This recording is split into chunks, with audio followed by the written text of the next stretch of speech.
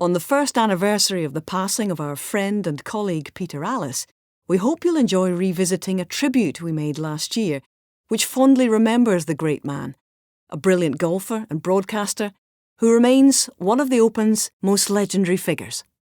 Season 4 of the Open podcasts will continue next week, but for now, we hope you will enjoy this tribute to Peter Alliss. He is greatly missed. In this episode, you'll hear a mix of archived clips of Peter and also from the following contributors. Jim Nantz, golf broadcaster in the States, and was a part-time BBC contributor for a handful of years at the Open Championship, which gave me the opportunity to be around Peter, in small doses. I wish they were larger doses, but small doses. My name is Ewen Murray. Relation to Peter is colleague, television colleague, PGA professional. All the things Peter did I've probably done myself and vice versa. I'm Hazel Irvine, and for many years I worked with Peter as part of a team which broadcast the BBC's golf coverage, and I worked with Peter for approximately about a quarter of a century. And from myself, Andrew Cotter, and I worked with Peter for nearly 20 years commentating on BBC television. We hope you can join us in remembering and celebrating the life of one of the Open's most iconic figures and one of golf's greatest characters. In memory of the one and only Peter Alliss. I want you to picture the scene and the time. It was late April 1930. My father was the golf professional at the Velde Golf Club on the outskirts of Berlin, because on the continent you became a professor, whereas in Britain you were just Alliss the pro. Come on, where's my shoes? Have you done the blah? But on the continent you were really something a bit special. He built up a very good reputation as a teacher at this club, which was very splendid. And I can picture the scene, the end of April. Father had a busy day teaching, jogging across the course. They lived in a very handsome bungalow in the middle of just by the 11th fairway, in the middle of the Black Forest, where Velde Golf Club was situated. And I can see Mother standing at the door with the light behind her, and Father arriving back home, and supper's ready, dear, and sitting down. What sort of day have you had? And he would say, well, it's been a bit tricky today. The word Nazi had not been invented then, but there were some nasty people. And he explained to my mother what a miserable day he'd had, and the people were horrible. But as he drank his soup, he started to smile, and he said, but I sent 2 of them away with the worst slices you've ever seen in your life. He said, the sort of slice that is totally incurable.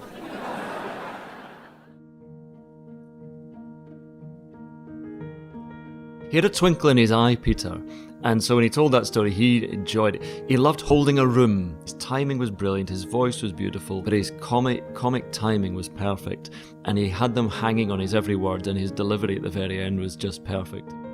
Peter's life was way bigger than being a player. His impact,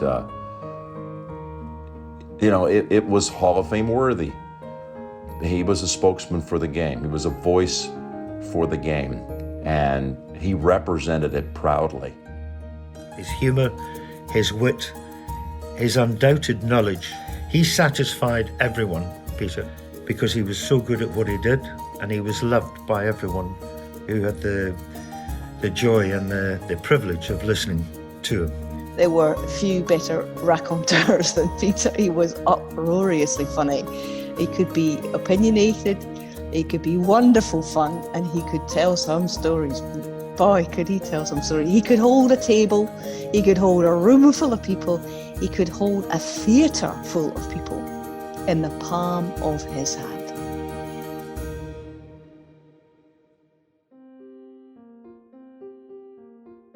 He was born into a golf family, with his father, Percy, being, a decorated player in his own right.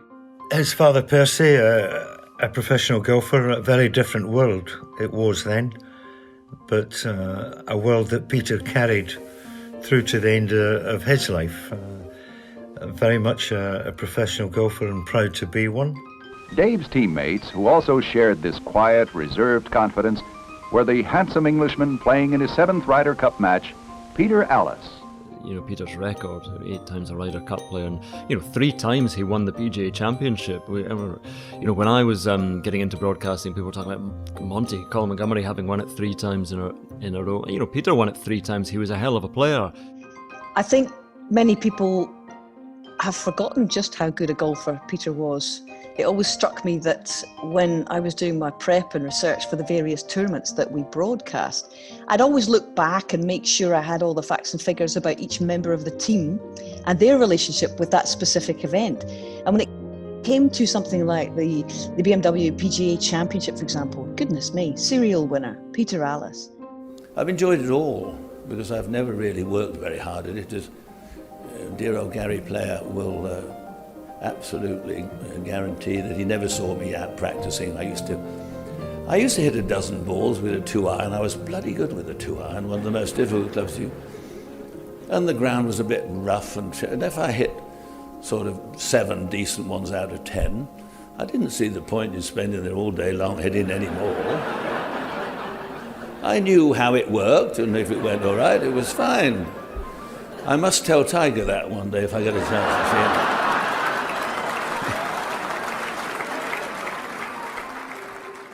He would be the first to admit that his putting got the better of him in the 60s, and that's one of the reasons why he gravitated, after he'd been asked by Ray Lakeland, a producer, to do commentary, why he thought that it might be a good idea because once your putting goes, he says, you can't really compete.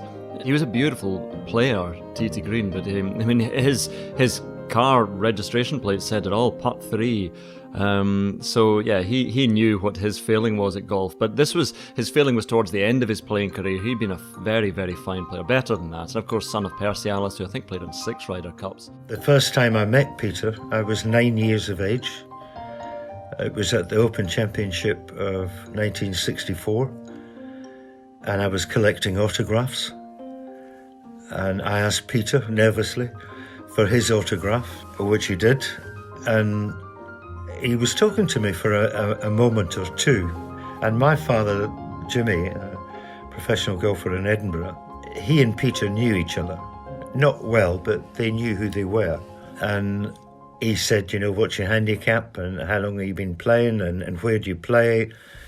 And then he saw my father and he came over, and what struck me, even at that age, and it is a very young age, and I still remember it, was the time he gave to me, who was just a kid running about with an autograph book. And that's the way Peter was all the way through his life. He always had time to speak to people. The first impression of Peter was impressive, and I followed his career as a teenager. He was very much a top player at that time, late 50s, early 60s, going into early 70s. Peter was still a top golfer, so it gave me an interest in his career. I just didn't realise at 9 years of age where we would go from there and where we would be in 40, 50 years' time. I remember, he'd be greeted by Arnold Palmer as the old friend he was, and you'd be going, goodness me, this is someone whose career, his life in golf goes back a long, long way. And his roots spread out in golf through, so many people he knew, and I'm not just talking about the great and the good, the famous players who he did all know. He'd played with them, and he was contemporaries with many of the sort of great players of our game, but people in clubhouses, clubs around the country, and organisations, governing bodies, he knew everybody. And it was very strange, but also slightly comforting to be around him in a golf situation, because everybody wanted to say hello to him and everybody wanted a piece of his time, and he was happy to give it. Peter was a truly gentle person. He was a gentleman. He was a fascinating character. And I think the key to his fascinating nature was the fact that he was fascinated by other people. Other people. He didn't sleep too well. And I would sometimes go always into the main studio where the commentary booth was, very early, crack of dawn sometimes. He would most often be already there. He was up. He was just watching the world go by from the great big studio. And this is one of my most favourite times with him. It would be very, very early in the morning. I'd go in, I was fluffing around, getting myself ready for the broadcast. And he'd be there, just sitting, looking out the window, watching the first spectators coming by. And he would just watch people, just observe people, the whole scene. And then he would just wonder aloud to you. He'd say, I wonder what that man does for a living. Or that family there, look at them, Hazel. What time do you think they started packing that huge picnic? Or there's a family of starlings up in the roof of the clubhouse. Must be 8 of them. I've seen them come and go for hours. He did that. He was just fascinated. He really loved the company of people. He wasn't just fascinated. He was incredibly kind, both he and his wife Jackie, really genuinely kind people. They're not hobnobbers. They treated everyone the same, everyone, every member of the production team.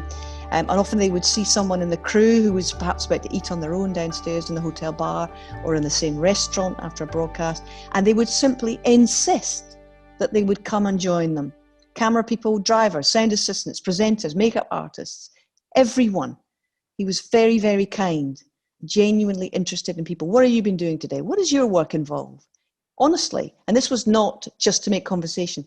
And he would always take something from those conversations that would interest him, and he would imbue his commentary with it. So he genuinely is a wonderful, wonderful observer of people. He brought with that a fascinating blend and mix of so many anecdotal stories that had nothing to do with golf. It might have something to do with a random stranger that he ran into at the supermarket, or someone he passed on the street, and he would give a story, an analogy to that person in the heat of competition when someone was trying to grind it out for a major title. So there was a folksy way about him, because he was at times able to relate just the common man into his commentary through analogies. As a golfer, if you look back at some of the scores Peter had with the equipment they had in these days, the way courses were, they weren't as pristine as they are today. If you look at the scores that Peter recorded, it showed you how good a golfer Peter was.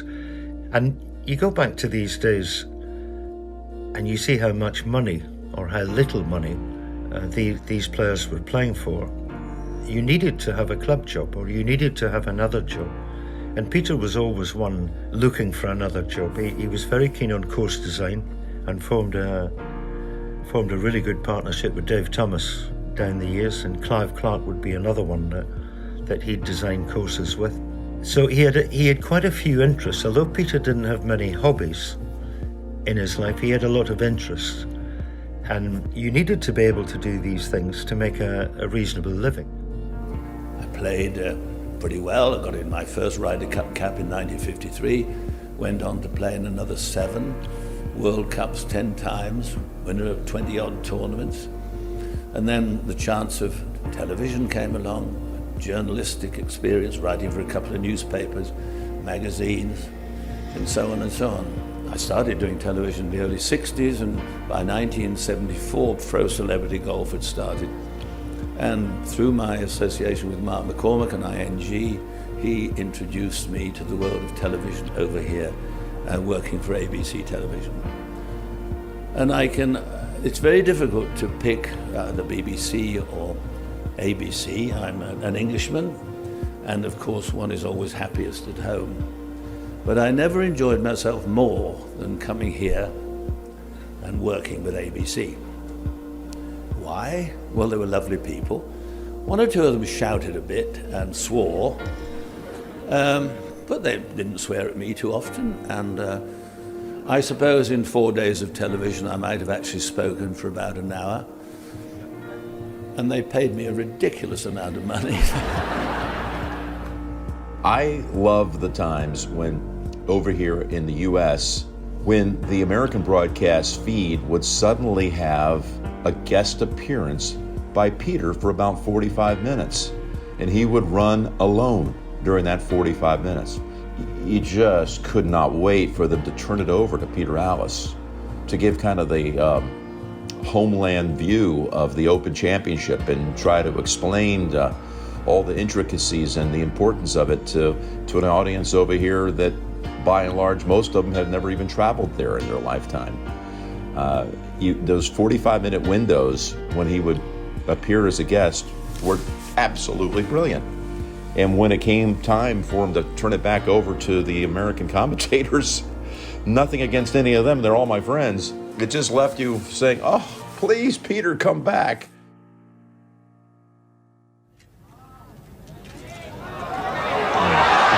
Can't be, can it? What about that then? Well, I tell you what, if there are any knighthoods flying about or honorary degrees, well, those fellows must be juicy ones. I've never seen anything like that in my life. We were just thinking now, won't it be nice to have two putts from about 3 feet for the Open Championship, and suddenly young Master Watson has to pull himself together and pop his in to be champion. What a putt, what a putt. Yes, well, it was absolute drama to the end. I don't think I've seen anything better than that in my life, and neither of you. 77, the Jewel in the Sun. I think anyone who saw that will remember where they were at that time. It was one of these iconic moments in sport. These moments were in the early part of Peter's career, and moments like that, Seve, 1984, you know, the joy, I think Peter's words was the joy or the celebration and the warmth, the pleasure that came out. The moments like 77 and before would have trained Peter to be able to cope with that moment. And I think if you ask a lot of people from that era, Seve's punching of the air at St Andrews was something no golfer will ever forget. It was a picture of sheer joy. Seve lining up a shortish putt, coming up the hill, slightly uphill, this for a 3, and he's just done it.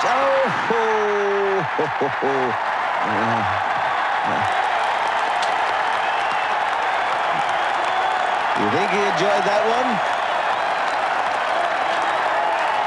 Go on, give him a kiss as well. That's fantastic stuff. Came in slightly through the tradesman's entrance, as dear old Henry used to say. But that was a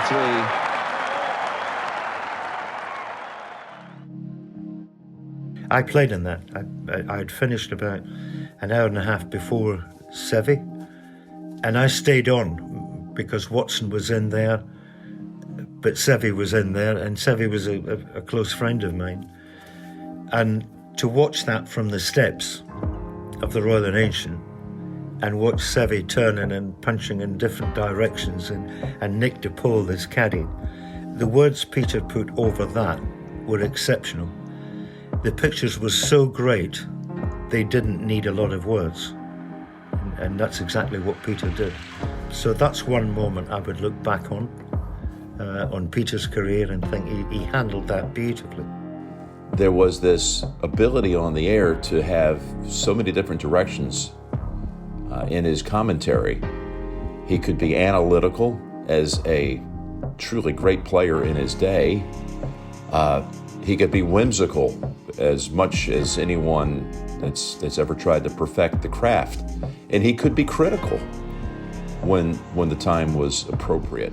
The words in 1999 were the words not just of a broadcaster, they were the words of a professional golfer as well, because it started off being a bit flippant, and then Peter realised the damage this is doing to Van de Velde. I mean, how many chances do you get to win the Open? No matter how good you are, how many chances? And probably for Jean, this was it. This was his time, and he needed to see it through. And I remember his voice changed and his thought process changed the longer it went on. I just thought he handled that in more ways than a broadcaster. If you'd had a professional broadcaster there, it wouldn't have been handled as well, because his love of the game, his understanding of professional golf, I think shone through that half hour that was spent in the Barry Burn. Well, I don't believe this. Well,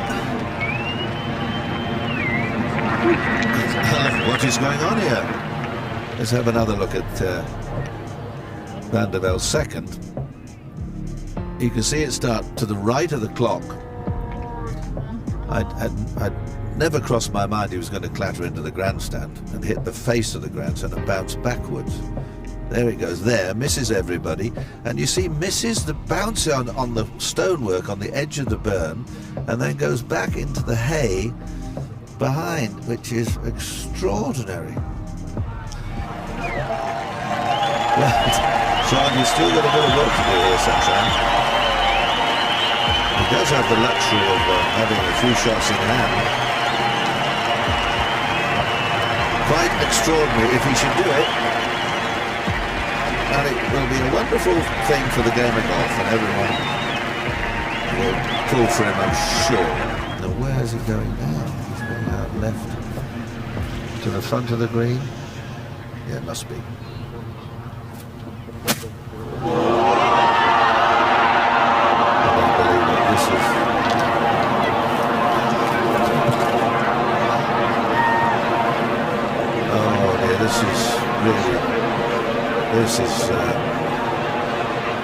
This is so sad and so unnecessary. There are moments when you really don't know what to say. The fellow had a 3-shot lead 10 minutes ago. He gets away with murder off the tee, and then he's surely not going to go and climb down in there and try and whack it out of there. No, that would be totally ridiculous. No, what are you doing? What on earth are you doing?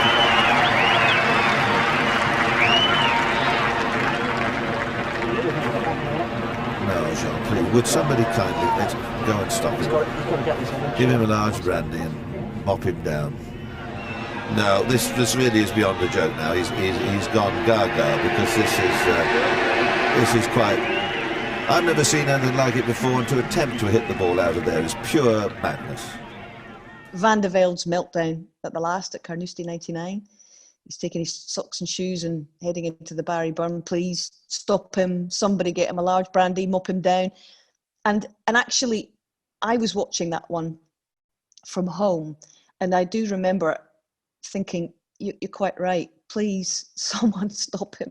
It was actually quite upsetting what we were witnessing. It wasn't funny. It was quite not to use the word tragic, that's terribly overused, and it wasn't a tragedy, but it was sad nonetheless. And I think many people didn't think he struck the right balance, but I did, and I remember empathizing greatly with what he said at the time. People say, did he prepare lines? And he couldn't prepare this line. And it was when we were talking, it was at the 2015 Walker Cup at Lytham. And the American captain was Spider Miller. He'd been given the nickname Spider because his family owned a grocer's shop, and when he was young, when he was a boy, he used to climb all the shelves of the food around the grocer's shop, so they called him Spider, and that stuck, so he was known as Spider Miller. And so I wanted to get this fact out in commentary, and I said, Peter, do you know why he's called Spider Miller? Why he's called Spider? And Peter, without a pause, just said, "What? You can't get out of the bath?" And that was an example of his very, very sharp, quick wit. Because people listened to Peter and thought, "Oh, he's a comfy old buffer, Peter, and I can listen to him, but he's a bit out of touch." But I promise you, his wit was razor sharp, and that's another thing about why it was such a joy to work with him, because his wit was there, but also the timing. The timing was perfect, and I learned a lot from. As well as enjoying myself a huge amount, I learned a lot from sitting alongside Peter. What you're getting at home as a consumer, as a viewer, is you're getting the real deal. You're not getting someone that's putting on a performance and trying to be someone else.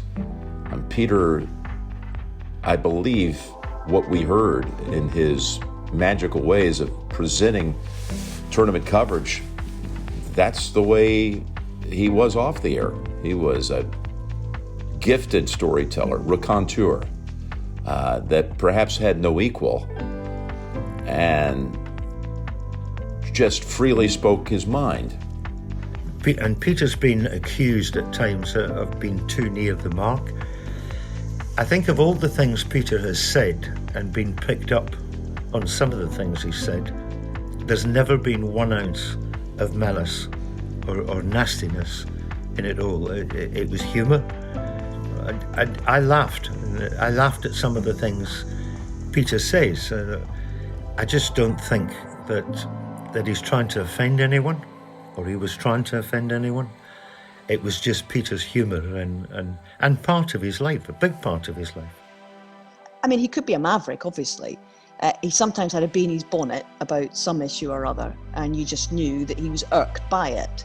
And the kind of waspish sense of humour would occasionally turn into a proper sting. You were waiting for it, he was building up to something, and then there could be a, whoop, everyone put your crash helmets on, he's gonna strike. So he wasn't always on message, and I'm sure he rubbed a few people up the wrong way, but that was Peter. He was nothing if never not true to himself. He was a great observer of life, but also of what was on the screen in front of him. So quite often commentators, not just in golf, in any sport, are very keen to get a certain amount of stats and facts in and get some pre-prepared lines and go according to their own script, whereas Peter would see what was in the monitor in front of him and he would find the line that was appropriate to that. And so you'd be sitting watching at home and you'd go, do you know what, Padraig Harrington does walk a little bit like that, or Justin Rose, he's got a great way of describing Justin Rose, or whoever it might be. Or you'd have those cutaways of the various things happening. We talked about it before, there were Peter cutaways. There were cutaways that our director said, here's one for you, Peter, and it'd be a horse galloping in the sea from the high camera, the crane camera, from the plane flying overhead. Or it would be a couple sitting in the sand dunes. You go, well, what are these two up to here? Or whatever it might be, he would have something just beautiful and funny, pithy, accurate to say about those shots. And that's the skill of a great commentator. It's not just that you can commentate on the sport that's happening, but it's that you can find a line for everything else that's happening on the monitor in front of you. Because a great commentator is not just an observer of the sport, but an observer of life, and that's what Peter was. Now, Dad, come on, Dad, it's cold. I'm trying to smile. I really am happy, Dad. Thank you so much for bringing me out here. Thumbs down's right, son. Get yourself a warm jacket. I wonder if he's a dentist as well. Oh. Show us your teeth, son.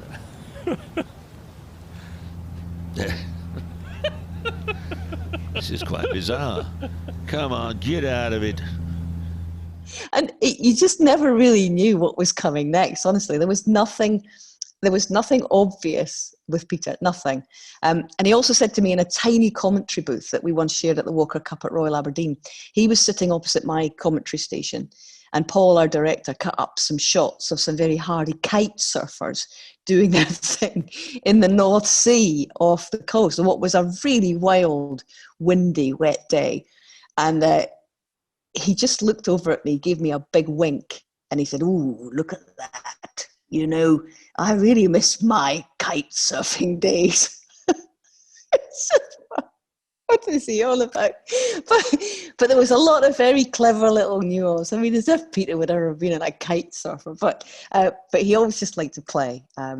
He always just liked to play and have some fun as well as the serious stuff. So it was always a delight to be in a booth with him, because you had to be on your guard, because he would always throw something at you. But it was good fun. It was good fun with him. It really was. And that sums Peter up and sums up the great broadcasters and great commentators, because he was able to switch from the very, very heartfelt, serious stuff to the light and frivolous, and to go from it's the light and shade of commentary. And he could do the serious stuff, but he was very well aware that not everything was serious. And so when you have the dramatic moments, he was there to do those, but and give them due reverence. But he was also there to have fun, because sport is about the serious stuff, but also the fun stuff. And that's what life's about as well.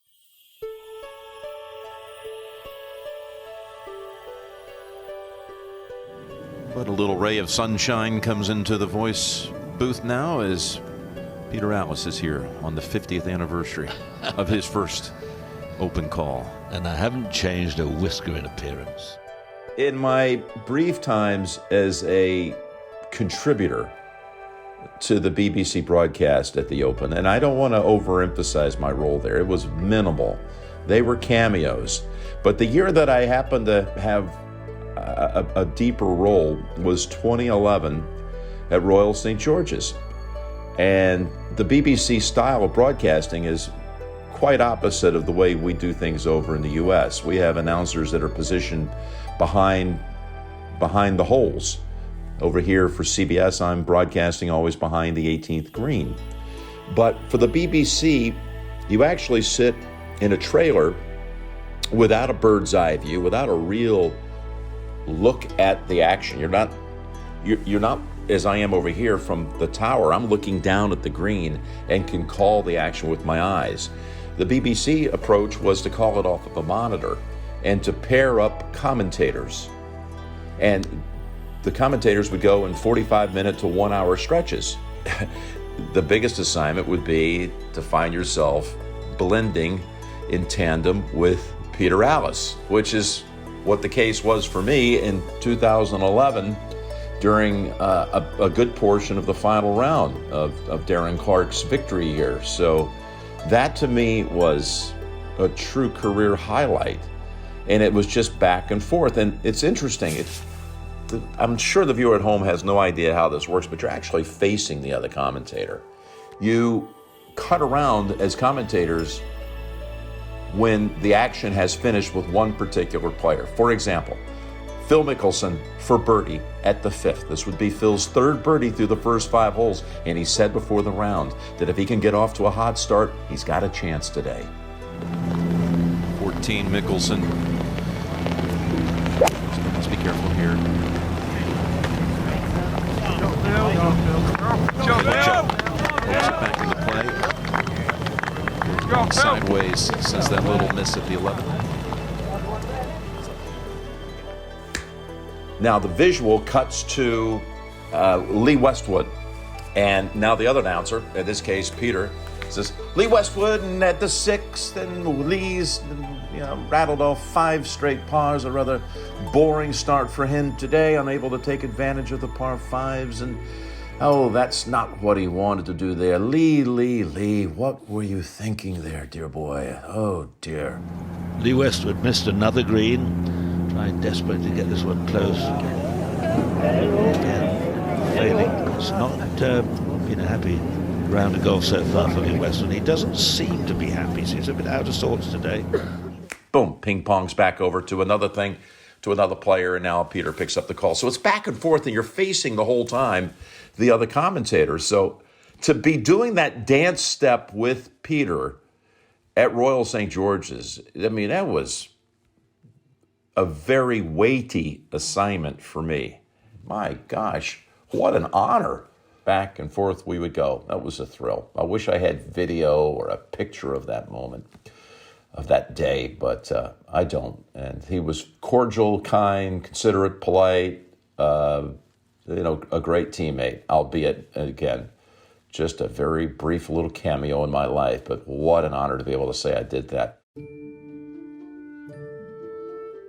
Well, outside of the booth, inside the booth, microphone on, microphone off, exactly the same. So the person that you listen to while you're watching television was the person you'd be listening to if you're sitting down having a chat around a table. He was just great company, and he was great company when you were watching golf, because he was a great storyteller, raconteur, great observer of life, and all those things he told he was when he was not commentating. And believe me, when he was on form at the dinner table, and maybe after a couple of wines, there were few better raconteurs than Peter. He was uproariously funny. He could be opinionated, he could be wonderful fun, and he could tell some stories.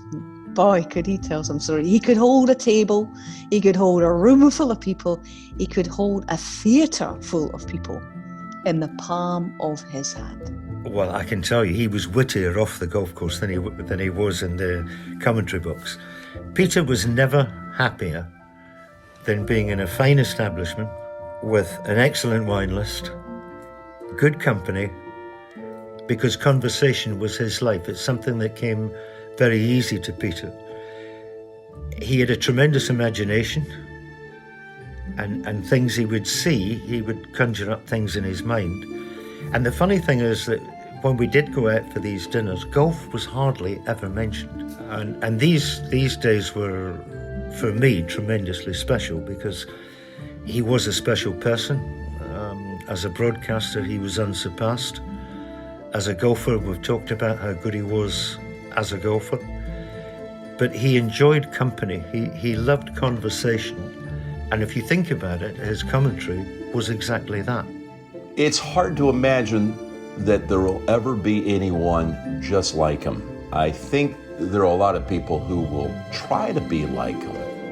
But he was a man of the world, wasn't he? I mean, there was an erudition with him where you could just tell, even as a viewer, if you never met Peter Alliss, you knew that if you ever had to phone a friend about a trivia question or you needed some expertise on a fine wine to go with a certain meal or a vacation spot that you should check out in Southeast Asia, or, hey, can somebody set me straight on some history of the royals in Sweden? Whatever this might be, like, Peter Alliss would be a pretty good guy to probably call and figure he might have the answer, because he was a man of the world. It's like he absorbed in his lifetime all these little tidbits of information as a player, as an architect. This man's knowledge and understanding of the world and cultures and just understanding people, it was extraordinary. And that's a gift. I never like to pigeonhole Peter Alliss as a golf commentator or a sports broadcaster. He's just a broadcaster. He was someone who was able to, if you didn't enjoy golf at all, if you didn't know anything about golf, I still think you could have listened to Peter Alliss and have been entertained and understood the humour of it. And that really says a huge amount to me about his quality as a broadcaster. One of my favourite times was when I sort of had him to myself for a conversation on the porch of a house that we were renting at the Masters. And I just had a half hour with him. He had a bad leg and his leg was up and he couldn't really get about. So we were going in there and chatting to him. And it was a beautiful day. There was lovely bird song. And we were sitting amongst the trees, the wind blowing through the trees, and just chewing the fat and just having a good old chat, conversation about the family and his family. He loved his family. He loved the kids. He loved the grandchildren. He was so proud to tell me all about them and what they were doing. And those lovely times that you got him to yourself for a bit, that was really, really special. And he invited me to be a speaker at one of the big charity dinners that his wife Jackie runs. He raised millions of pounds for charitable causes. He really was amazing. A lot of people didn't realise this. Peter was a joy to be around because you were never short of something to say. If you had an opinion, he would have an opinion as well. So conversation was great. It was enjoyable. It was something you looked forward to. And when you'd finished that conversation, you looked forward to the next one. That's the way he was. He was infectious as a human being to be in his company and listen to his thoughts, listen to his arguments, because there was plenty of them as well. And I do feel very privileged to have known him as a golfer and as a broadcaster, but probably above all that, I think I was very privileged to be able to spend a reasonable amount of time with him.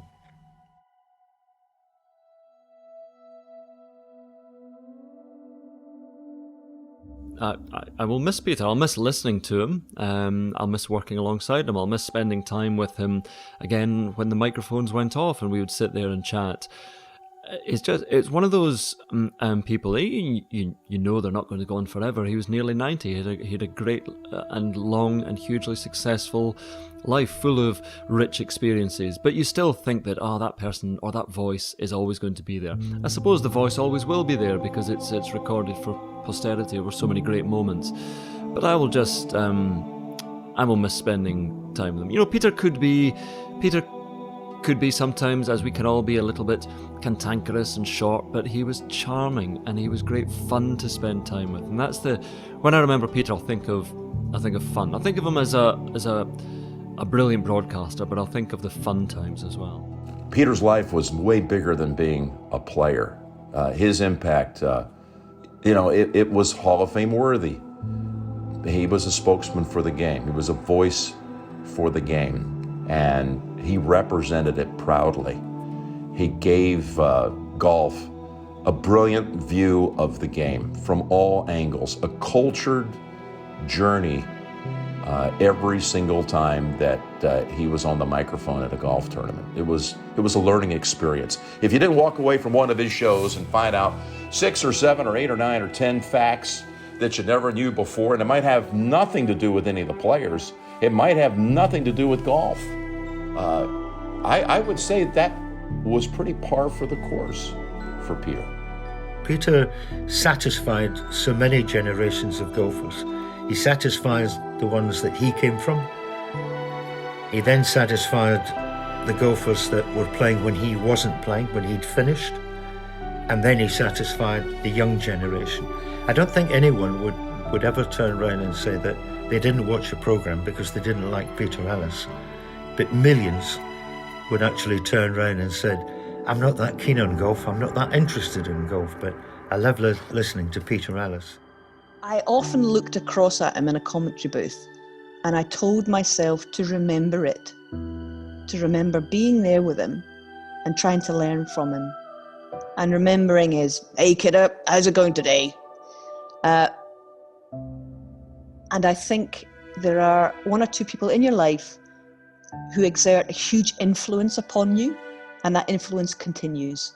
And I will always hear his voice, and I will always remember wonderful times with Mr. Alliss.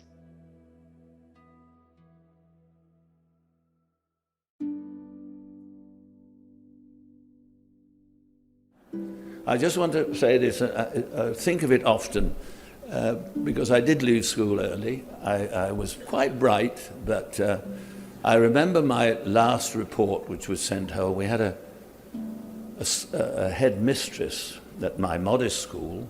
She was a Mrs. Violet Weymouth. But I remember the last report she sent back to my parents, and it went something like this. Peter does have a brain, but he's rather loath to use it. His only interests appear to be the game of golf and Violet Pretty, a girl allied to, she never knew about Iris Baker, but they were the two that introduced me to some of the ways of the world.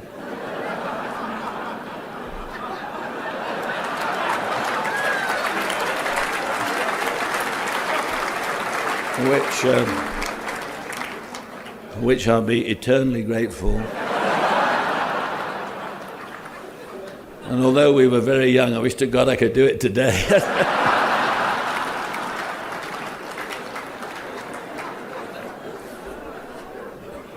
I fear for his future were the last words she wrote on my report.